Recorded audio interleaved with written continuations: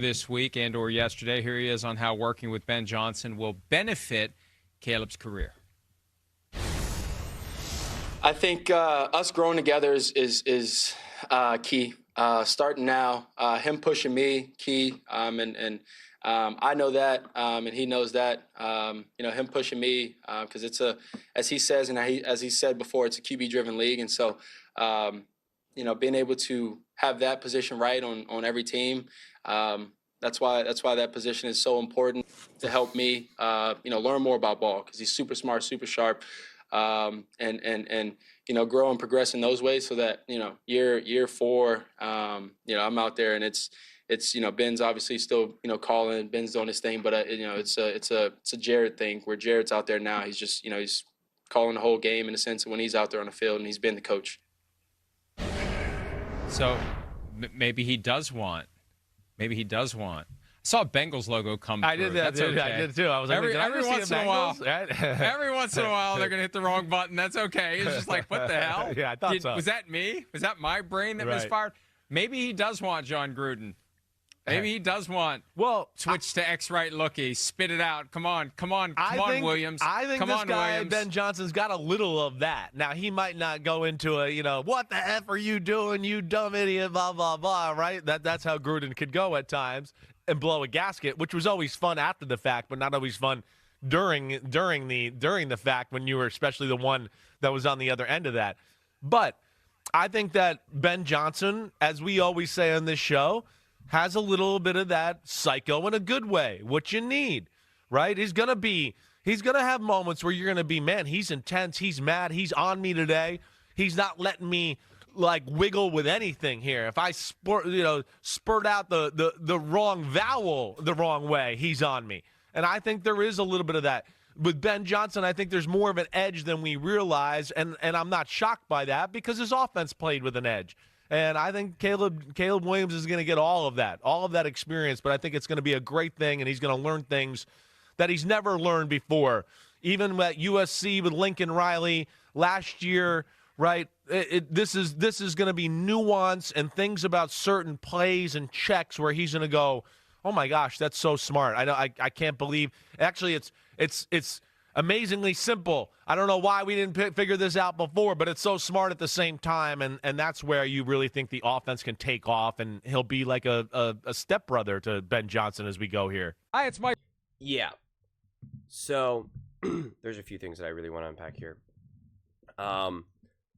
One, first and foremost, well, there's two things. One about Ben Johnson and one about Caleb Williams. The first and foremost is that Caleb Williams, when he talked about how he wants to learn more about playing ball, learn more from Ben Johnson, that felt very authentic and real to me. Some of the other stuff that he was kind of saying, I was kind of laughing and smiling because it's just kind of like generic type stuff, which I understand. You're at the mic, like you got to be generic. You got to just kind of say, kind of whatever. But that was very authentic to me. That was very grounded, and that was very much I'm here to genuinely learn. I saw that in the NFL, things did not go exactly how I wanted them to go. I know I'm looking in the mirror, and I know I have to be better, and that if I want to become the best quarterback that I can be, I have to rely on coaches like Ben Johnson. That's the way this works. That's the way it works. It's not like I'm just going to just magically kind of get better and better and better naturally. Like I need these great coaches to develop me, to simplify the game for me, to make things easier for me, to help me understand.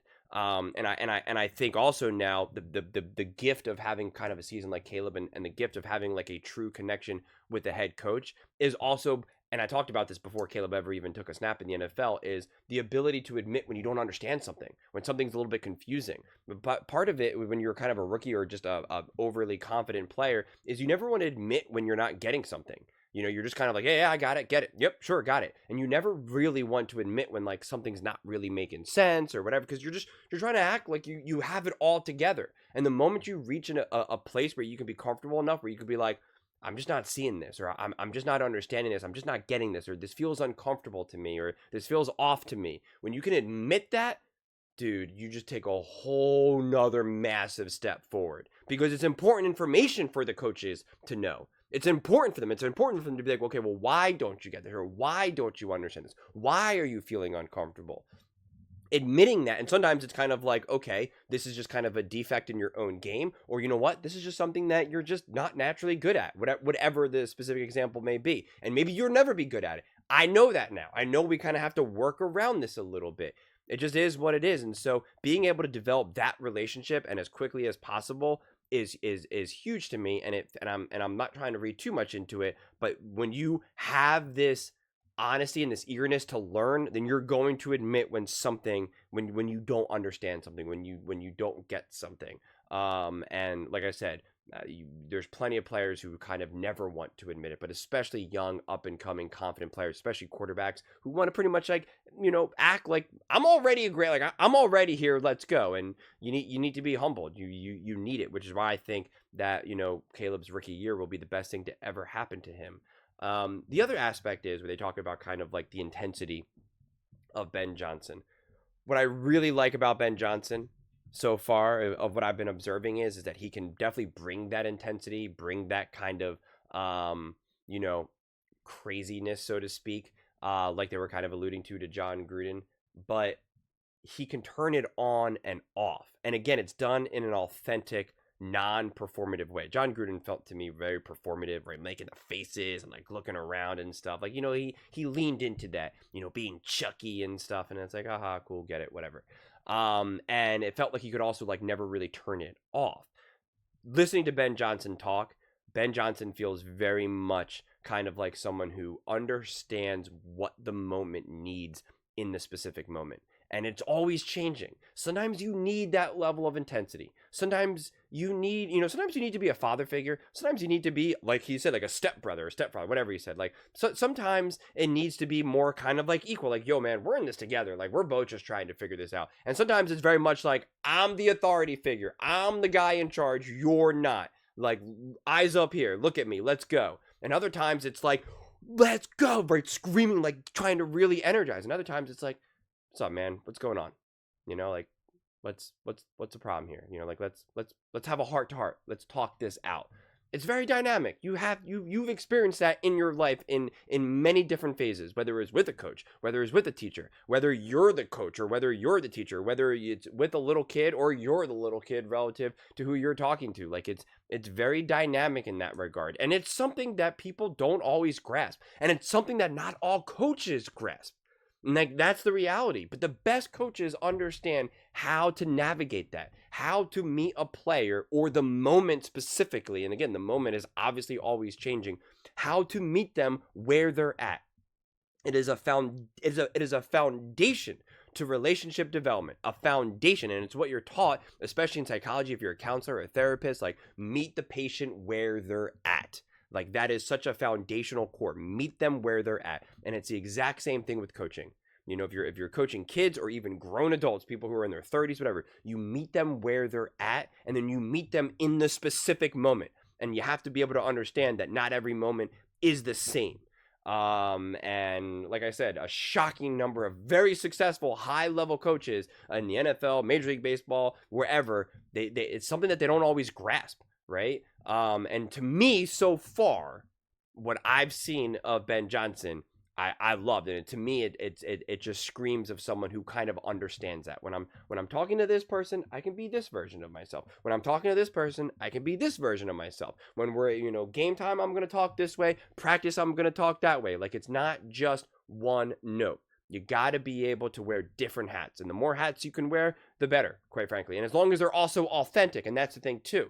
I feel that there's a lot of authenticity, and that is probably the most foundational way to connect with anyone, is actual authenticity. And you don't lose a locker room when you're authentic, quite frankly, even if you're losing. Even if people don't love what you're saying, if you're authentic, they want to stick with you. Kind of why Nick Sirianni, even when they were kind of going through their ups and downs throughout a season, and the media is like, oh my God, get him out, but you still have the whole team stand behind him 100%. It's because love him or hate him, like, they feel that he's being authentic. And again, make no mistake about it, these players have been around a lot of inauthentic coaches throughout their lives, throughout their careers, starting honestly in elementary school and onward. You come across, like anything, like you probably have had inauthentic bosses throughout your life, or coaches, like it's a thing. And so I think that matters so much for the relationship with Caleb Williams and Ben Johnson. Again, we can go over the X and O's until we're blue in the face, but it's so many of these other little things that really matter. There's a reason why someone like Patrick Mahomes connects so deeply to like an Andy Reid, right? Like you can see that. And that's how you maximize. That's how you maximize. In 99% of the time. Not all the time, but majority of the time, and especially with someone like Caleb Williams, I feel like, yeah, you need that. So, again, every video, every clip, every soundbite that I see and hear coming out of the Chicago Bears just gives me such optimism. And last year, I needed to fight to keep finding the optimism, even in the offseason. Like, I've told this story a bunch of times, but like at first I was kind of like, I don't think the Chicago Bears are going to be that good. But then I got pushed a little bit and moved just by making videos, talking to people in the comment section, listening to other takes. And I was like, okay, you know what? They're going to be a lot better than I think. I got sold even a little bit on what Nick Wright was kind of saying. Not that they were going to go to the Super Bowl and that Caleb was going to be the MVP, but just this idea that he was going to be playing with some great players, and, and it's going to be a little bit easier for him, and how they have like they're actually a better team than people realize because of Justin Fields, et cetera, et cetera. But like when I was hearing all these other things coming out of the offseason and some of the sound bites from Caleb, whatever it may be, I was like, I don't love what I'm hearing. Like this is, like this doesn't feel right. But I kept, put my head down and kept moving forward. It's the exact opposite. Like I don't need to fight for optimism at all. It's just I just got nothing but optimism coming out from Chicago Bears. So I am significantly higher on this team. I think I don't want to necessarily say this out loud, but I think the Chicago Bears could they could really rock the NFL. If Caleb Williams is actually who we think he is, and it really was just more of the situation, the team, the coaching staff, etc. If Caleb Williams really is as special as people think he is, then I think the Chicago Bears are set up to have an awesome year. Like really be the team that they're talking about week after week after. Pretty much what everyone thought they were going to be in Caleb's year one. That's what this team will be, and it'll just be like competing to win the division, winning the division. Especially if the Detroit Lions take a step back because they lost Ben Johnson. If the Detroit Lions take a step back, and same thing with the Minnesota Vikings because now they have a first-year quarterback. Like it's like you're talking about then winning the division, having a home playoff game. Like it's just, I don't know. Things happen fast in the NFL. They happen very fast. And again, I'm gonna wait to the draft to like really think about predictions and whatnot. And but yeah, I don't know. Feeling pretty good about the Chicago Bears, I'll be honest. But those are just my thoughts. I'd absolutely love to hear yours. What do you guys all think about the Chicago Bears? And kind of the relationship dynamic between Caleb and Ben Johnson. Let me know in the comments below. I read every single comment. So whether you agree with me or disagree with me, either way, let's get in some discussions. Let's get in some fights. But ultimately, let's just have some fun. And please do consider subscribing. We are building an amazing community here, and I absolutely love to see you part of it. I want to build something that we all genuinely feel connected to. Something that we're really excited to be part of. I think we're on our way to doing it. And please don't forget to give this video a thumbs up, as it really does help the visibility and the algorithm. Thank you so much. See you next time.